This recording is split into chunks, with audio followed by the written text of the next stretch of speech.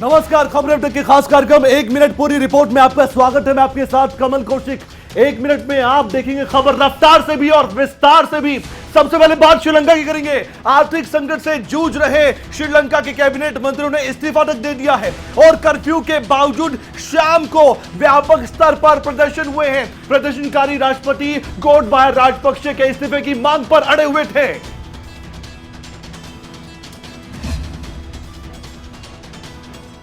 अब तक के सबसे बड़े आर्थिक संकट से जूझ रहे श्रीलंका के कैबिनेट मंत्रियों ने रविवार देर रात तत्काल प्रभाव से इस्तीफा दे दिया। देश के शिक्षा मंत्री और सदन के नेता दिनेश गुणवर्धने ने कहा कि कैबिनेट मंत्रियों ने श्रीलंका के प्रधानमंत्री महिंद्रा राजपक्षे को अपना इस्तीफा सौंप दिया। उन्होंने सामूहिक इस्तीफे का कोई कारण नहीं बताया। बहरहाल राजनीतिक विशेषज्ञों ने कहा कि विदेशी मुद्रा भंडार में कमी के कारण पैदा हुए आर्थिक संकट से सरकार द्वारा कथित रूप से गलत तरीके से निपटे जाने को लेकर मंत्रियों पर जनता का भारी दबाव था। कर्फ्यू के बावजूद शाम को व्यापक स्तर पर प्रदर्शन हुए। प्रदर्शनकारी राष्ट्रपति गोटबाया राजपक्षे के इस्तीफे की मांग कर रहे हैं। श्रीलंका अपने इतिहास के सबसे बुरे आर्थिक संकट का सामना कर रहा है। पिछले कई सप्ताह से देश की जनता को तेल और रसोई गैस के लिए लंबी कतारों में खड़े होने के साथ साथ अन्य आवश्यक वस्तुओं की कमी का सामना करना पड़ रहा है। राजपक्षे ने अपनी सरकार के कदमों का बचाव करते हुए कहा कि विदेशी मुद्रा का संकट उनके द्वारा नहीं पैदा किया गया है और आर्थिक मंदी काफी हद तक महामारी के कारण आई है। आर्थिक संकट से जूझ रहे श्रीलंका के पास कोई भी विकल्प मौजूद नहीं है। अब दूसरे देशों से श्रीलंका को मदद तक मांगनी पड़ रही है और भारत भी मदद श्रीलंका की कर सकता है। आगे बढ़ते हैं, बात करेंगे अमेरिका की। अमेरिका में रविवार को गोलीबारी में 6 लोगों की मौत की खबर सामने आई। कई लोग घायल बताए गए। वहीं एक वीडियो सामने आया जिसमें लोग एक दूसरे का गला दबाते नजर आए।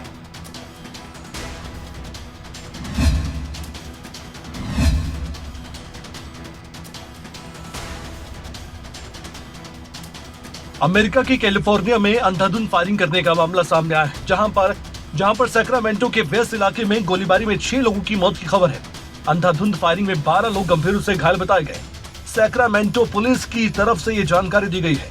सैक्रामेंटो पुलिस विभाग ने कहा कि रविवार सुबह गोलीबारी की घटना हुई थी। पुलिस ने घटना के बारे में विस्तार से जानकारी नहीं दी है। घटनास्थल पर बड़ी संख्या में पुलिस बल तैनात कर दिया गया था। जिस जगह गोलीबारी की घटना हुई है वहां पर कई रेस्तरां और बार बताए जा रहे हैं। लोगों से घटनास्थल की तरफ जाने से परहेज करने को कहा गया है।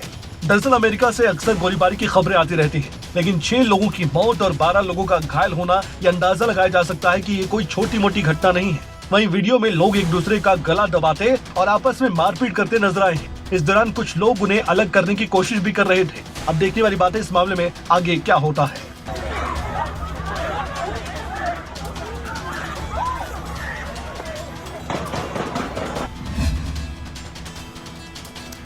अमेरिका का प्रशासन इस पूरे मामले की गहनता से जांच कर रहा है। अब इस मामले में देखना होगा कि आगे क्या कुछ देखने को मिलता है। आगे बढ़ते हैं, बात होगी सोमवार सुबह एक बार फिर से तेल की बढ़ती कीमतें झटका दे रही हैं आम आदमी को। यह भी आपको बता दें कि पिछले 2 हफ्तों में पेट्रोल डीजल की कीमतें 12 बार बढ़ चुकी हैं। इन 12 दिनों में तेल की कीमतों में 8 रुपए से ज्यादा की बढ़ोतरी दर्ज की जा चुकी है। पिछले कुछ दिनों से सुबह 6 बजे ही पेट्रोल और डीजल के मीटर एकदम से अप हो जाते हैं। जी हाँ, तेल की कीमतों में नए रेट सुबह 6 बजे ही सामने आ जाते हैं। इस तरह सोमवार के हफ्ते की शुरुआत तेल की नई कीमतों के साथ ही हुई है। पिछले कुछ दिनों से लगातार तेल की कीमतों में झटका मिल रहा है और वो सोमवार को भी बदस्तूर जारी रहा। देश भर में सरकारी तेल कंपनियों ने पेट्रोल और डीजल की कीमतों में ताबड़तोड़ बढ़ोतरी जारी रखी है और एक बार फिर 40-40 पैसे की बढ़ोतरी दर्ज की गई है। वहीं तेल की कीमतें बढ़ने के बाद दिल्ली में पेट्रोल 103 रुपए 81 पैसे प्रति लीटर हो गया है। आपको बता दें कि पेट्रोल और डीजल के दाम में excise duty, dealer commission, VAT और अन्य चीजें जोड़ने के बाद इसका दाम मूल भाव से लगभग 2 गुना हो जाता है। पिछले 2 हफ्ते में तेल की कीमतों में 12 बार बढ़ोतरी देखने को मिली है और पिछले 12 दिनों में ही तेल का मूल्य कुल मिलाकर 8 रुपए 40 पैसे तक बढ़ गया है। लगातार बढ़ रही महंगाई से जहां आम जनता परेशान है, तो वहीं विपक्षी पार्टियां भी केंद्र सरकार को लगातार तेल की बढ़ती कीमतों को लेकर घेर रही हैं। इंटरनेशनल मार्केट में कच्चे तेल की कीमतें बढ़ी थी, लेकिन उन कीमतों का खामियाजा अब भुगतना पड़ रहा है, जबकि एक्साइज ड्यूटी और वैट अब भी ज्यादा लोगों को लग रहा है और लोग उम्मीद करेंगे सरकार कुछ तो राहत देगी जरूर।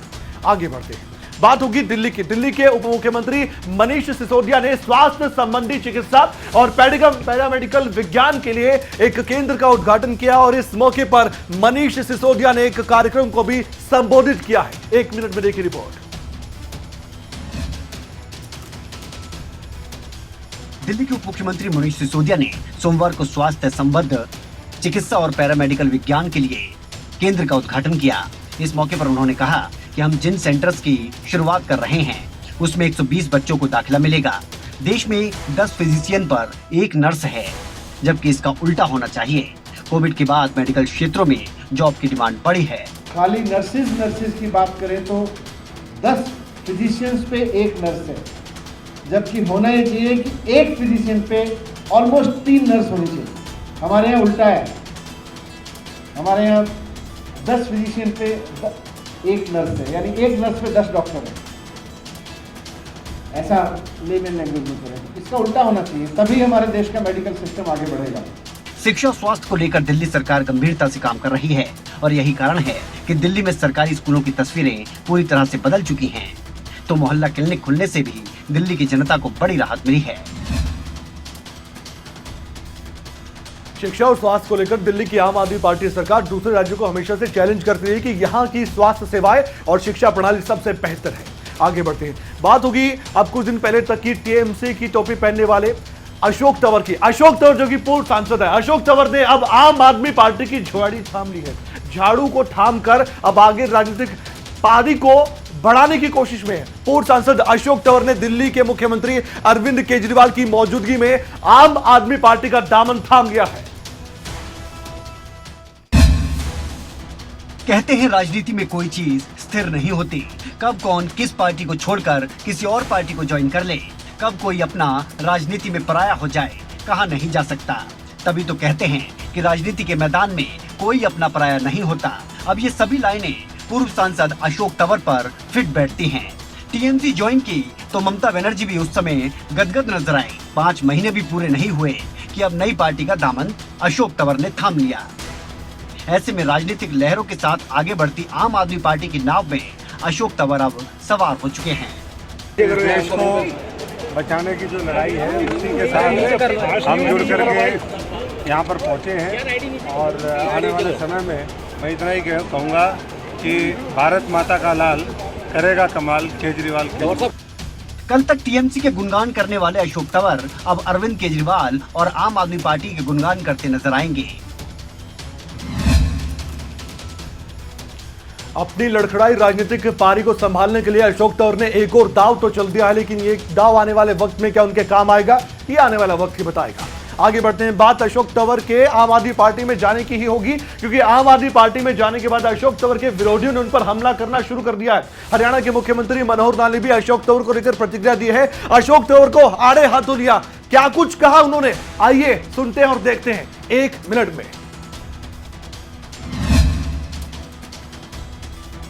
टीएमसी को छोड़ आम आदमी पार्टी में शामिल हुए अशोक तंवर पर बयानबाजी तेज हो गई है। हरियाणा के मुख्यमंत्री मनोहर लाल ने कहा कि इस प्रकार के लोग महत्वाकांक्षी होते हैं, वो दर दर भटकते हैं। इनमें केवल अशोक तंवर का ही उदाहरण नहीं है, बहुत उदाहरण है जिनको ठीक दिशा में काम करने का अभ्यास नहीं है, उनको कोई सत्ता देता भी नहीं है।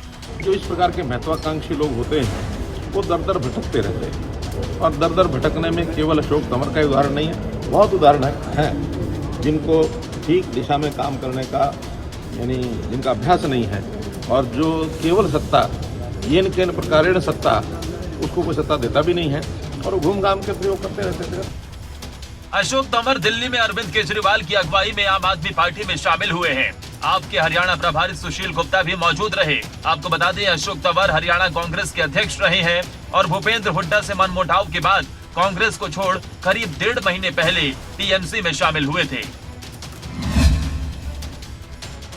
अशोक तंवर का टीएमसी से बहुत जल्दी मोहभंग हो गया है, इसलिए उनके विरोधी इनको आड़े हाथों ले रहे हैं कि वो अपनी राजनीतिक महत्वाकांक्षा के चलते ही अलग अलग पार्टियों में जाने की कोशिश में जुटे हुए हैं।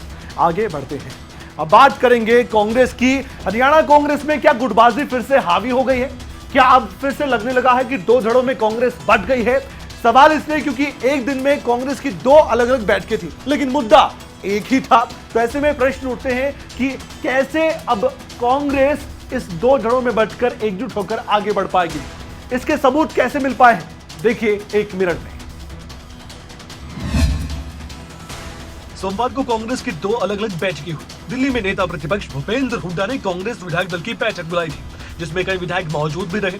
दूसरी ओर चंडीगढ़ में कुमारी सैलजा की अगुवाई में कांग्रेस के वरिष्ठ नेताओं ने एक बैठक बुलाई। इस बैठक में विवेक बंसल, जो कि हरियाणा कांग्रेस के प्रभारी हैं, विधायक शमशेर गोगी, जो कि असम से विधायक हैं, विधायक शीशपाल कहरवाल भी मौजूद रहे।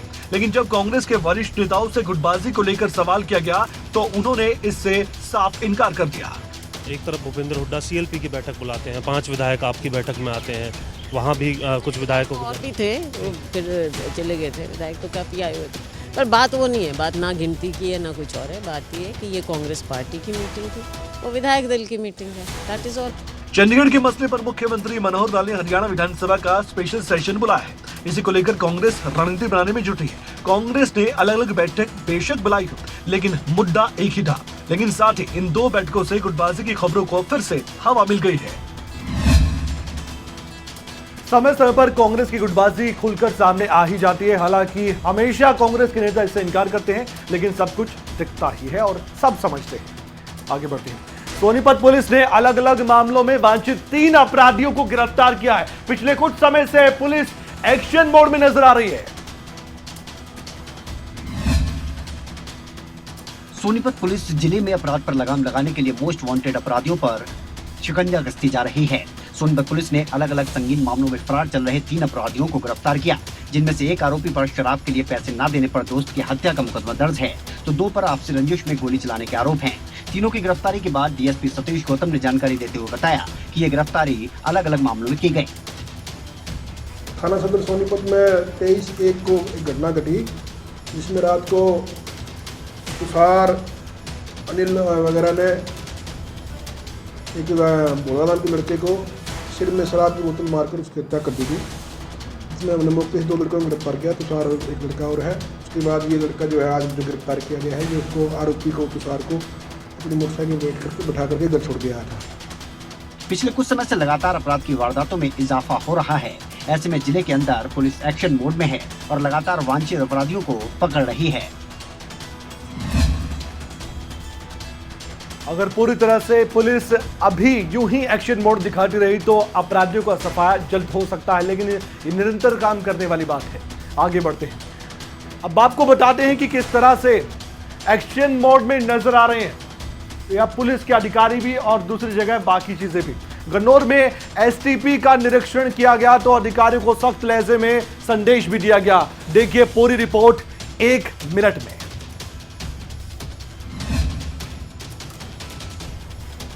सोनीपत में सोमवार को केंद्रीय परिवहन मंत्री नितिन गडकरी 2000 करोड़ से ज्यादा लागत से तैयार 5 राष्ट्रीय राजमार्गों का लोकार्पण करेंगे।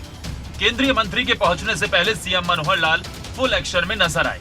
गन्नौर विधानसभा में सीएम ने एसटीपी का निरीक्षण किया तो अधिकारियों को सख्त लहजे में संदेश दिया कि पानी की रिसाइकलिंग के साथ उसका रीयूज भी करें।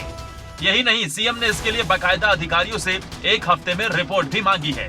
बात करो इरिगेशन वालों से करना उनसे करो, HSIDC करना इनसे करो, या यूज करना याद करो। अगर ये ड्रेन में पानी जाता रहा तो जैसा है गंदा ही डाल देंगे ड्रेन में, तो क्यों साफ करना है?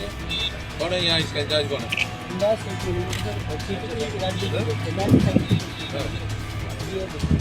रिसाइकलिंग का भी सब कर रहे हैं।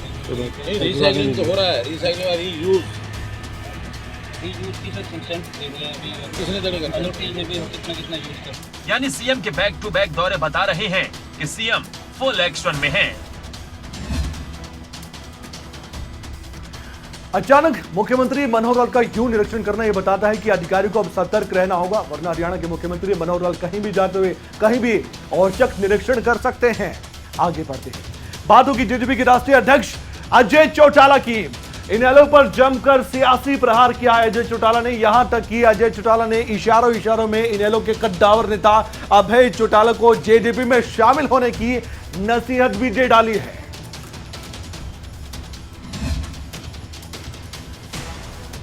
जननायक जनता पार्टी के राष्ट्रीय अध्यक्ष अजय चौटाला चीका पहुंचे। इस दौरान उन्होंने कार्यकर्ताओं को संबोधित भी किया।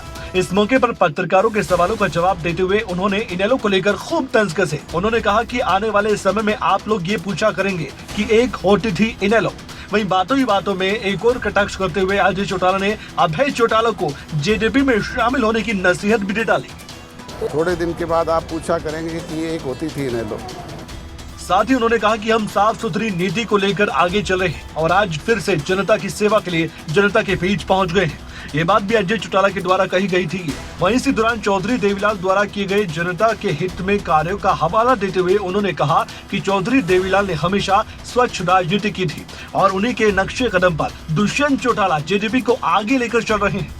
आगामी समय में दुष्यंत चौटाला को मुख्यमंत्री बनाए जाने के सवाल पर अजय चौटाला का कहना था कि बीजेपी और जेजेपी का गठबंधन आगे भी इसी तरह से निरंतर बना रहेगा।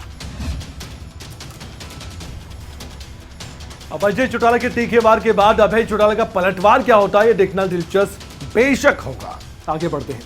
पुलवामा जिले के बलनावापोरा इलाके में आतंकियों की तरफ से एक फायरिंग की गई थी जिसमें पठानकोट के गैर स्थानीय लोगों को गोली मारकर घायल कर दिया गया था। तो वहीं दूसरी तरफ सुरक्षा बलों ने पुंछ में आतंकी ठिकानों का भंडाफोड़ भी किया है, सर्च ऑपरेशन चलाया और एक बड़ी कामयाबी हासिल की है। देखिए 1 मिनट में पूरी रिपोर्ट।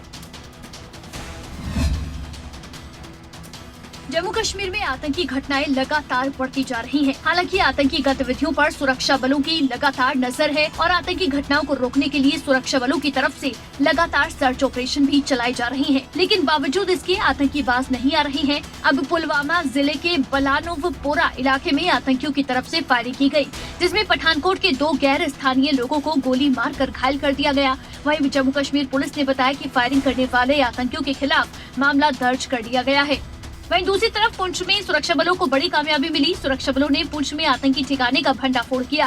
सुरक्षा बलों ने पुंछ जिले में नियंत्रण रेखा के पास स्थित एक गांव में एक आतंकी ठिकाने का भंडाफोड़ किया है। अधिकारियों ने सोमवार को ये जानकारी दी। अधिकारियों ने बताया कि नूरकोट गांव में सेना और पुलिस के संयुक्त तलाशी अभियान के दौरान इस ठिकाने का पता चला। वहीं सुरक्षा बलों ने हथियार और गोला बारूद, 2 AK-47 राइफल और 2 चीनी पिस्टल भी बरामद किए। फिलहाल सुरक्षा बलों की तरफ से सर्च ऑपरेशन जारी है। हमारे सुरक्षा बल चौकस हैं, मुस्तैद हैं और जितनी भी नापाक हरकत आतंकवादी करते हैं उन सब का सफाया भी किया जाता है और उन मंसूबों को नाकामयाब भी किया जाता है। आगे बढ़ते हैं। रिश्वतखोरी के एक मामले में एक पुलिस अधिकारी पर बहुत बड़ी गाज गिरी है। अंबाला में रिश्वतखोरी के एक मामले में फंसे सब इंस्पेक्टर को अंबाला एसपी ने नौकरी से बर्खास्त कर दिया।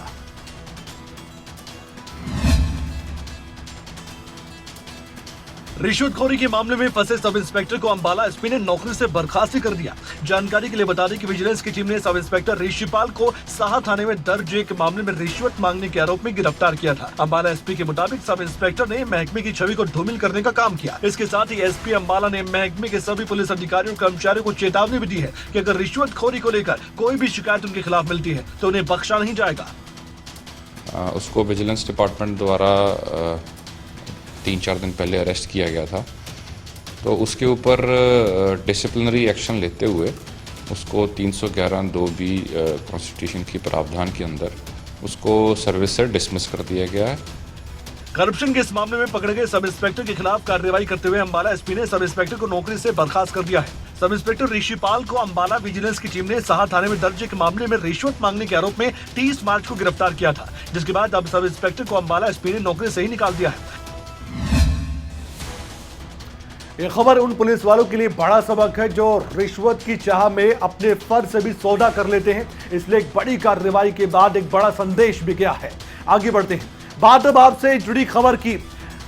अब नवरात्रों का पावन पर्व है, ऐसे में कुट्टू का आटा इस्तेमाल में लाया जाता है पकवान बनाने के लिए, लेकिन कुट्टू का मिलावटी आटा लोगों के लिए खतरा बन रहा है। यमुनानगर, अंबाला, करनाल के बाद अब पानीपत में भी कुट्टू का आटा खाने से कई लोग बीमार पड़ गए हैं। देखिए 1 मिनट में सबक देने वाली और हैरान कर देने वाली, दंग कर देने वाली और जागरूक कर देने वाली रिपोर्ट।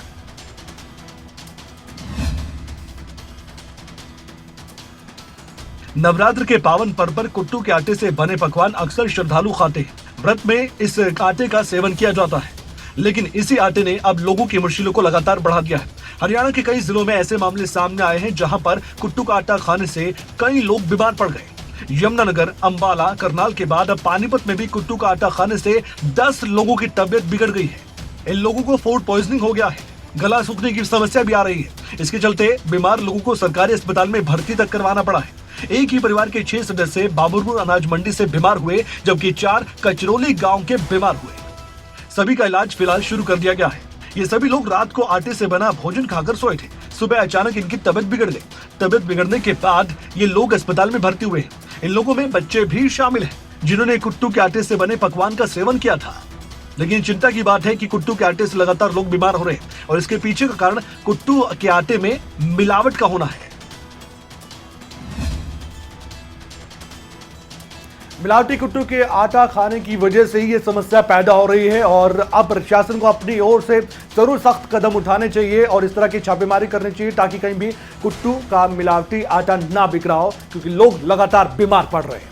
आगे बढ़ते हैं, अब बात करते हैं महंगाई का। महंगाई का असर हर चीज पर पड़ रहा है। लग रहा है कि जैसे महंगाई का दौर सा आ गया है। नींबू के भाव आसमान छू रहे हैं। भीषण गर्मी में नींबू 300 रुपए प्रति किलो के हिसाब से बिक रहा है। ऐसे में महंगाई के इस दौर में लोगों की टेंशन और भी बढ़ गई है।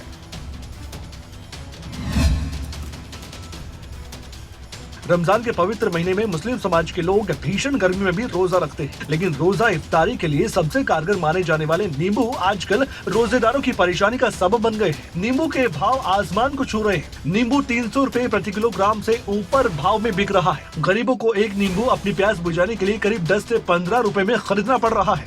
बीते सालों की तुलना में नींबू के दामों में 10 गुना की बढ़ोतरी देखी गई। नींबू के आसमान छूटे दामों ने रोजेदारों की टेंशन बढ़ा दी है। रोजेदारों को आसमान छूटी महंगाई ने हिला कर रख दिया है। रमजान और नवरात्र इस बार एक ही साथ है। हिंदू मुसलमान समाज के लोग उपवास के दौरान ही नहीं बल्कि सब्जी और सलाद में भी नींबू का इस्तेमाल करते ही हैं। भाई नींबू हमें गर्मी से बचाता है। असल में 10-12 घंटे का रोज़ा रखते हैं तो उसमें हम खाने में कुछ भी नहीं लेते हैं, तो विशेषकर पानी की कमी हो जाती है शरीर में। नींबू हमें शरीर में पानी कमी होने से बचाता है, तो इसलिए नींबू का सेवन ज़्यादा करना चाहिए। महंगाई के इस दौर में लोग पूछ रहे हैं तो करे क्या, कैसे राहत मिलेगी। अब नींबू तक महंगा हो गया है जिसकी जरूरत गर्मी में ज्यादा पड़ती है। आगे बढ़ते हैं, पलवल होटल के गांव सोंड में किसानों की मेहनत आग की भेंट चढ़ गई। शॉर्ट सर्किट की वजह से किसानों की कई एकड़ फसल जलकर खाक हो गई है। पलवल में किसानों की मेहनत उस वक्त आग की भेंट चढ़ गई जब शॉर्ट सर्किट के चलते देखते ही देखते किसानों के 15 से 20 एकड़ फसल जलकर खाक हो गई। अपनी मेहनत को आग की भेंट चढ़ता देख महिला किसान के आंसू छलक पड़े। फसलों में आग लगी तो किसानों ने फौरन दमकल विभाग को सूचना दी। किसानों को आस थी कि दमकल की गाड़ियों के आते ही आग पर काबू पा लिया जाएगा और कई देर तक इंतजार करते रहे, लेकिन 1 घंटे बीत जाने के बाद भी दमकल की गाड़ियां मौके पर नहीं पहुंची। किसानों ने हार नहीं मानी। गांव के सैकड़ों लोगों की मदद से ही आग पर काबू पाया गया, लेकिन तब तक किसानों का काफी नुकसान हो चुका था। किसान अपनी आंखों के सामने मेहनत को राख होते देख मायूस हुए और महिला किसान एक दूसरे को गले लगाकर रोती नजर आई। इस आग से 9 किसानों की खेतों की फसल जलकर राख हो गई। वहीं थाना प्रभारी ने किसानों की शिकायत के आधार पर आगामी कार्रवाई करने की बात कही। हालांकि मौके पर पहुंचे थाना प्रभारी ने किसानों को आश्वासन दिया है कि किसानों की हर संभव मदद की जाएगी, साथ ही इसकी जांच की जाएगी, लेकिन किसानों की मेहनत पर जो आग बरसी है उसकी भरपाई कोई नहीं कर सकता। कुछ किसानों पर बहुत बड़ी मार पड़ी है इस आग की। ये आग किसने लगाई, कैसे लगी, कुछ भी मालूम नहीं है, लेकिन इतना जरूर है कि आश्वासन का इंतजार इन किसानों को जरूर होगा ताकि थोड़ी राहत तो मिल सके। आगे बढ़ते हैं, अब देखिए किस तरह से कुछ लोग की समस्या इतनी बड़ी होती है लेकिन प्रशासन इनको बहुत छोटी समस्या शायद समझता है, इसलिए तो आंखें मूंदे बैठा रहता है। गंदे पानी के बीच 1 मिनट भी रहना किसी के लिए भी चुनौती से कम बिल्कुल भी नहीं है। लेकिन क्या हो अगर कि 24 घंटे ही किसी मोहल्ले के लोग गंदे पानी में जीने को मजबूर ही हो जाए। आगे पीछे पानी ही पानी, बाहर निकले तो गंदा पानी। चरखी दादरी से एक ऐसा ही असल मामला सामने आया है। ये तस्वीरें किसी को भी हैरान करते, लेकिन इन लोगों को किसी तरह की कोई भी हैरानी नहीं है, क्योंकि इन्हें सिस्टम के झूठे वायदे और गंदे पानी के बीच रहने की आदत से हो गई है। एक मोहल्ला ऐसा है जहां लोग पिछले कई महीनों से गंदे बदबूदार पानी के बीच नरके जीवन जीने को मजबूर है। मामला चरखी दादरी के रविदास मोहल्ले का है, जहां कई महीनों से लोग गंदे पानी से होकर गुजर रहे हैं। हालात ऐसे हैं कि यहाँ के लोगों ने पलायन करने का मन बना लिया है। बच्चे बीमार पड़े हैं जी, नाली करने जाने का रास्ता है। हम तो जी मजबूर हो रहे हैं, किराए पर रहने लग जाओगे। इससे बढ़िया जी सतपाल सांगवान ने मतलब 2 दिन का वो दिया, 2 दिन में करवा देंगे, नहीं तो हम धरने बैठे सतपाल सांगवान के साथ रहे। मोहल्ले की तस्वीर देखकर ऐसा लगता है कि यहाँ बाढ़ का पानी जमा है, लेकिन हकीकत तो यह है कि यहाँ सीवरेज का बदबूदार गंदा पानी जमा है। बच्चे स्कूल जाने से डर रहे हैं। रात के अंधेरे में घरों से निकलना दूभर हो गया है। यहाँ के बने हालातों को देखकर स्थानीय निवासियों ने अब पलायन करने का बड़ा मन बना लिया है। अब देखना होगा कि क्या प्रशासन इन लोगों की ओर कोई ध्यान देता है या नहीं। अब भी समय है, प्रशासन इन लोगों की मदद कर सकता है, लेकिन अगर प्रशासन सुस्त है तो सरकार को कुछ तो एक्शन लेना ही होगा। 1 मिनट पूरी रिपोर्ट में आज के लिए इतना ही। अपना ख्याल रखिए, देखते रहिए खबरें अभी तक, क्योंकि खबरें अभी तक पर खबरों का सिलसिला कभी रुकता नहीं है।